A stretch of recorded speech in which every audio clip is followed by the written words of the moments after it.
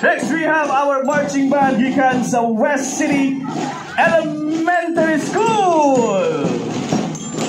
Makisang salamat o daghang salamat sa iyong pagmataog sa iyo. Kabalo excited kay mo karong buntaga.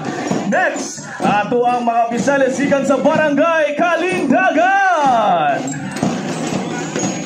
Led by Kapitan Ikera, may buntag sir.